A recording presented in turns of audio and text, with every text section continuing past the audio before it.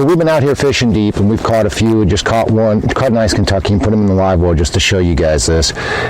If you're going to fish deep, and we fish deep on Table Rock a lot in the winter and in the summer, most of these fish are coming out of, 25, 30, some of them as deep as 50, 60 feet deep. It's your responsibility, if you're going to fish for these fish, to know how to take care of them and know how to release them. So I'm going to show you guys how I like to fizz fish or relieve the barotrauma pressure that is in there, basically let the air out of a fish. And the tool that I use for it is called a bends mender, catch and release. Comes in a package just like this. It's really a slick little deal. It's about the size of a pen. It'll fit in your pocket. A couple of the nice things about it is it gives you really good reach because of the length of it. You can reach all the way back into, regardless of how big the fish is. It has a really nice sharp needle on it. And the other cool thing is the cap has a wire built into it. So anytime that you put the cap back on, you're clearing that needle, you're clearing that tube, so you're not going to wind up having a clogged needle and having a hard time letting the air out of the fish. So when you look down into a fish's mouth, and whether it's a spot like this one, whether it's a largemouth or a smallmouth, if you look in the very back of the mouth and the roof of their mouth, you can see a couple of they look like almonds. They're little pink almond-shaped crushers is what they are. That's what they use to crush their food and make it easier for them to swallow. Right between those crushers, that is your target. That's where you want to stick the needle. That's where you're going to let the air out of the fish, is by inserting your needle right between those two crushers.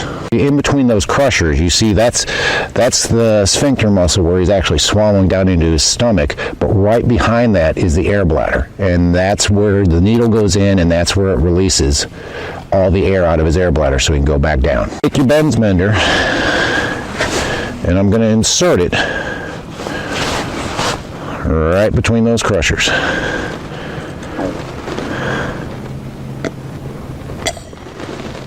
And you can audibly hear the air release out of the fish when you do that. Don't push on his belly, don't do anything else. Just let that air naturally come out. So you can see his belly's a lot flatter now than it was before. He was very firm before. So now we're just going to let that guy go. And he should be good to go back to the bottom and hang out with his buddies.